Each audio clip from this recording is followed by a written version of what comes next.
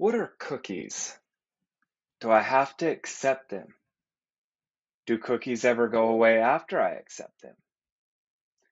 Unless it's a physical cookie I can eat, I really don't want them around. So what do I do to avoid them? Thank you for those wonderful questions. They're actually from one of our listeners, correct, Makani? Yeah, I thought you had talked to her and she was okay with using her name. No? Oh, she totally is. Well, Okay. shout out to Trisha. Hey, Trisha, thank you for the questions. Our opening questions were all yours. That's what I Yep. was going to talk about earlier. Just straight from her. Yep. Yep. Love it. So, thank you for the cookie questions, Trisha. We're super excited. Welcome back and thanks for tuning in. I'm Nick, and this is Super Simple Security Principles. Listen each week and learn how to protect yourself online, no matter your skill level. Joining me, as always, our master guardian, Makane. Woo! Woo! Hey, Nick. I really want to ask you a question right now, but I don't dare. So Uh, I'll avoid asking how you're doing I'm doing and jump. fabulous, Nick. Thanks for asking. Happy to have a listener episode again, and especially one where the questions really worked out so well. Yeah, yeah. So, I love our listener questions. We've had several now, in fact, that really have been fun for us. So that said, can we start in order? yeah, let's What do is it. a I cookie, I man? know we don't. I know we don't obviously, but I want to this time. Yeah, I think it'll work out perfect. Okay. So you can think of them like tiny individual files that you automatically download every time, like as you're browsing the web, each time you go to a website. And they're linked to that specific website, and then they automatically get sent back to that same website, like you upload it back to them every time you visit that website. Yeah. Does that make any sort of sense? Yeah. A little bit. Like it's pieces of data that basically the website wants to associate with you, with your specific browser, to let it do things that it couldn't without cookies. um, so some examples, right? Like some of the things they want to do, we like them to do, we support them doing, and Right. some less so. And so we'll give you an example of each of the kind. So one of the ones that we do want them to do is we want to be able to stay logged into a website, like if we have an account with that website. Okay. Yeah, for sure. Okay, right, exactly. Duh. Cookies Yep. are the mechanism that is used to do this. And we kind of, if you remember back in episode 33, where we talked about the hotel key cards, Yeah. when you initially check into a hotel, they give you a key card so that you can get into your room without having a person standing, at each person's door, right? Yeah. That key card is more or less like a cookie. When you log into a Okay. website, then they send you back a cookie. That's your key card. And then so then every time you go back to that website, you bring that key card, that cookie with you. And that says to the website, oh, we know you. You're logged into this account. Gotcha. Okay, that's cool. Yeah. So that's a useful one, right? Everybody's good with Yeah. that one. Now, the other main type of cookie that people don't like is the tracking cookie. Yeah. That as you're tracking it, it ends up facilitating a website knowing other places you've been, searches that you've performed, things like that. And so then you see this advertisement that feels kind of creepy because you're like, how does it know this? Things like that, right? Like it's all about tracking you. Yeah. um, so yeah, and that's my answer to what are cookies. any Any follow-up questions that brings up in your mind before our next one? No, I mean, I now understand that I like some cookies, you know, Yep. but clearly it's the tracking ones that get me. So I guess the next question is do I have to accept them? Is there a way to maybe shut off the tracking cookies but still do the account cookies? Yeah, well, and so we're gonna break that down into two parts because at least in my imagining, now you're our uh, uh, live representative for Trisha on this call, but Yeah. with the specific wording "accept," what that puts me in mind of anyway that she was trying to ask is these ubiquitous cookie banners, right? There's the bigger question Yeah. of can I block them too, right? Which we'll get to more in a minute because that kind of goes to our last questions of about avoiding them, right? Yeah. But so those are kind of two separate things. So I want to address the cookie banners first in this one, right? Because right, they're asking you, do you want to accept these, right? Right. And I decided this was kind of as I was thinking about the answer, interesting enough, and it won't. I'm going to do a separate episode just on cookie banners. Okay. Um, it won't be the longest episode ever. It'll be a relatively short and sweet, but there are enough that I didn't want to try to shoehorn in here. Um, but it inspired that. So anyway, so the short answer though for today is, um, no, you don't have to. But here's the thing: regardless of what you answer, I accept your cookies or I deny them. The websites don't have to honor your answer.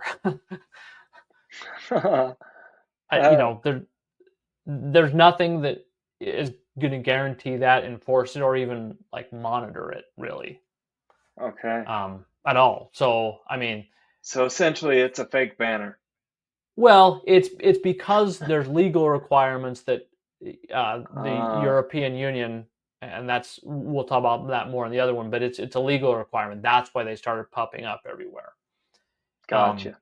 but the thing is, even within that, there's this necessary cookie definition, and I haven't looked at the law. I don't know exactly what the definition there is, but um, you know, some we agree, like the logging in one we just talked about, right, is a necessary kind of cookie.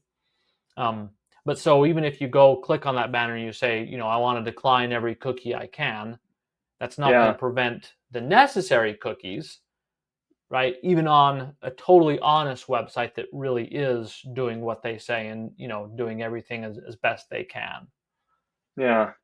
right? Yeah. Does that make sense? That makes sense. Yeah. And the other one thing I'll say on this banner thing is, my experience is that rarely, if ever, I'm not sure if I've ever seen where, clicking accept or deny has any perceptible impact on my actual website experience. Like it doesn't matter what I click, it doesn't do anything as far as I can tell. you know? All So, right. mine, I tend to click whatever's easiest, but favoring slightly, denying them all if I can. Not Okay. because I really All think right. it makes much difference, but I don't know, just somehow makes me feel a little bit better than Just a saying little more accepting. fuzzies. Yeah. So that's kind of my super short version on banners, All right. on accepting them. Yeah. So So what about the next question? Do cookies ever go away after I accept them? some do, some don't. They can have an automatic expiration, but they don't have to. And again, going back to the login one, that's one most people are most familiar with. If you have to Right. log in again, that Yeah. and you're on the same browser where you've logged in previously, that usually means an expired cookie. Uh, gotcha. That makes sense. Just like that. Have you ever had the hotel card time out on you just a little bit too early? Like, Oh yeah. there's been Yep. multiple times I've been hauling luggage to the car, like, hey, look, shout out to the hotel industry. Not a shout out. I want to file a complaint. Look, your checkout is 11.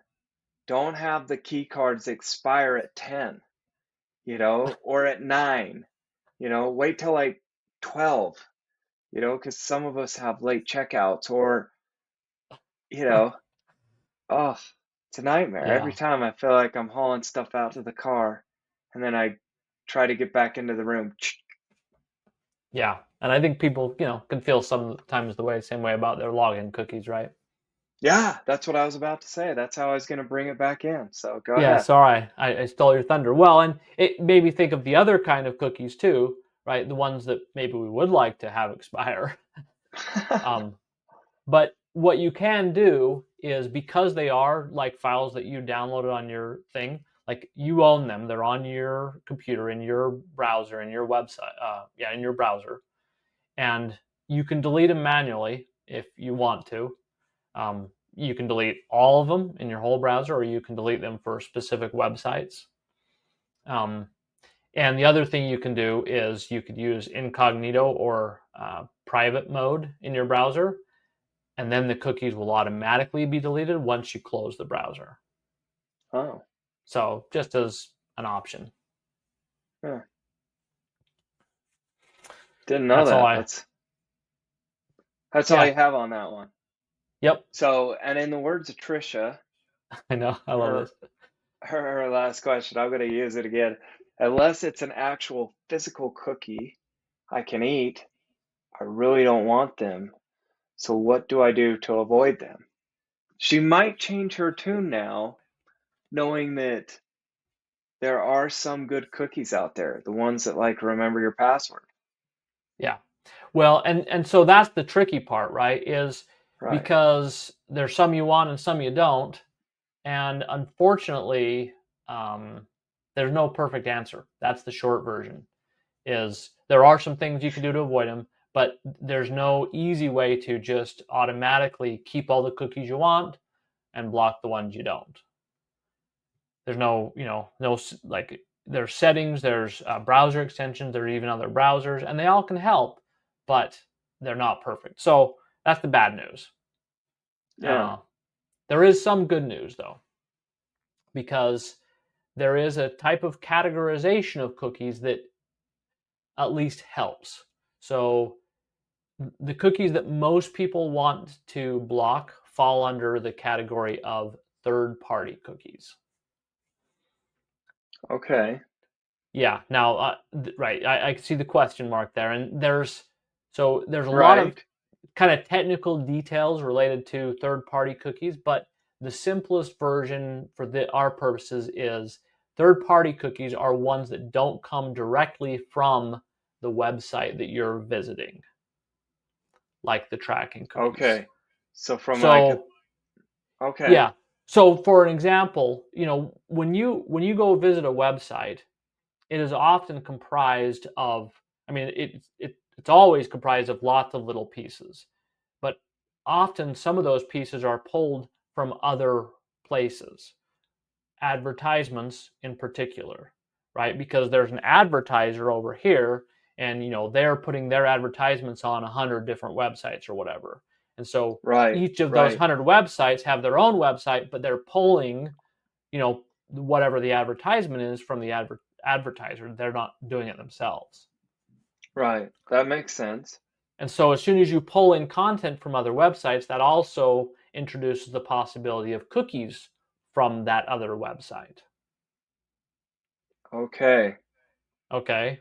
So that's as deep as we're going to get into that, but that's the key thing you need to know, that like the simplest kind of line of defense of avoiding cookies is and least problematic is looking at third party cookies.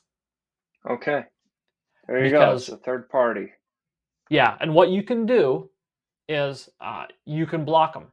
You can set your browser to, in every browser I tested, both on a phone and on a computer, you can just change your setting. I'm not sure what the default is on in all of them, but because they're all turned off in all of mine at this point, um, and that will block all third-party cookies. Now, there's a catch though, and the reason, yeah. So sometimes if you block third-party cookies, then certain websites will break.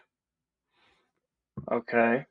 You're familiar with this, and when you've used the Brave browser, and it has shields up, and certain websites break, and you got to turn shields down for that website. Yep. So it's the same kind of idea. And in fact, on a computer, I tested all the major browsers, and even if you have third-party cookies turned off, all of them have a very quick and easy method for turning off or allowing third-party cookies for a particular website. So if you want to turn them off, you can, and then if you run into any problems, then you can go, and just allow that particular website.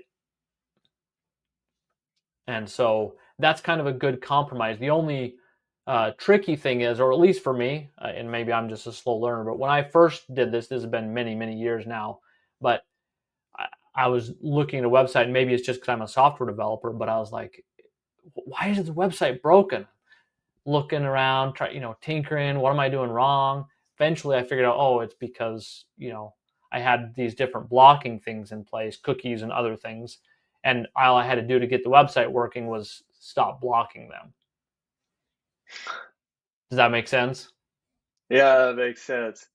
So you just want to make sure you remember that you have turned off third-party cookies, and if something's going wrong, it could be because something's broken on the website, or it could be because you kind of broke the website with turning off third-party cookies. Your restriction. Yeah. It's not like super, super common, but it's certainly something to be aware of. Um, All right.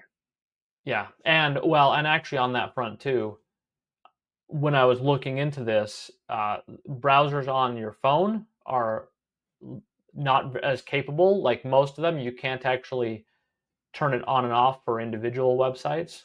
You have to they don't support exceptions, unlike on the computer. So Gotcha. that was kind of frustrating. Um, yeah. Oh yeah. Okay. So there's one other thought. Well, two other things I want to share on this one, Nick. Okay, let's hear it. So the first is, and we'll kind of go to Trish on this, because I think if she's like most people, she's asking this question, right? Can I avoid them? Um, because Probably because she wants to stop being tracked, right? Right. Right. That's my guess anyway. Yeah. Uh, and so here's the bad news on that front. They are a very common tracking method, but they're only one among many. There are a bunch of other sneaky tricks that websites can use to track you. Gotcha. Okay. Yeah, and so really, like, the whole topic of stopping tracking is it's tricky. It's nuanced. It's a lot of work and inconvenience. Um, but the good news is there are certain simple steps that you can like take to at least prevent some of it, and they're ones that I do, Okay. and we'll cover those in future episodes. But we haven't gone too long, so I will take just a minute to just mention three. We'll Okay. put them in the Let's show hear it. notes, and if people, if Trisha, because I know Trisha and a little bit, and she might want to just explore a little bit on her own. Yeah. And if she does or whatever. So they're three that I use personally. These are, you know, um, so Tune uh, in. Wait, I want our listeners to get this. This is the three that Makani's using. So yeah, you want to follow our Master Guardian's footsteps. Here you go. Here's some tips for you. yeah. So one is I use alternate browsers. I use specifically Brave is the one that I think is most user friendly for the general population. I also use Firefox. A lot of websites break in Firefox though, so I don't necessarily highly recommend that unless you really like a lot of websites to break.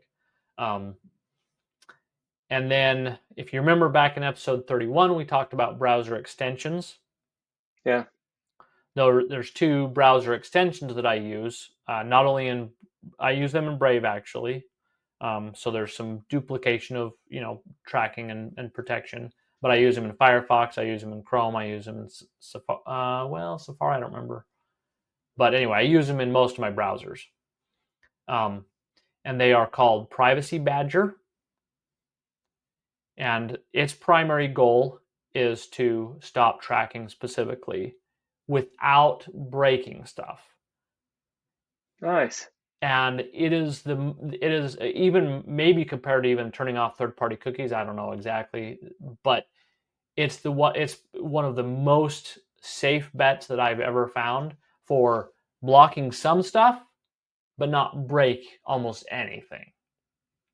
So that's kind of the balance they strike.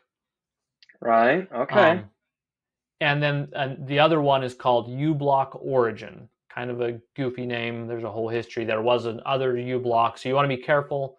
uBlock Origin, and it'll be linked in the show notes. But its goal is to block advertisements specifically, not necessarily cookies or, so it's kind of related anyway because it's cookie related and tracking related, advertisement, whatever. I figured it Yeah. was worth mentioning because it's blocking. And that one, both Brave and uBlock Origin, you're definitely going to have some websites broken occasionally. But Right.